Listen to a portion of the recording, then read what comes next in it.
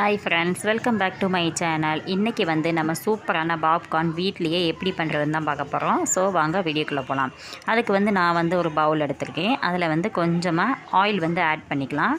And அதிலேயே வந்து நம்ம வந்து கொஞ்சம் மிளகாப்பொடி, கொஞ்சம் மஞ்சள் பொடி, கொஞ்சம் உப்பு மூணையுமே சேர்த்து நல்லா கிளறி விட்டுருவோம்.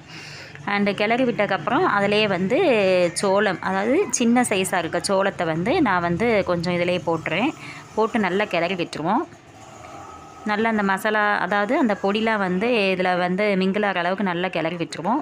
அண்ட் கிளறி விட்டுட்டு அடுப்பில் வந்து நான் ஆல்ரெடி ஒரு சட்டி வச்சு காய வச்சுருக்கேன். அந்த சட்டி நல்லா காஞ்சிருச்சு. இப்போ வந்து இந்த சோளத்தை வந்து அந்த சட்டியில் போட்டு நல்லா கிளறி விட்டுருவோம்.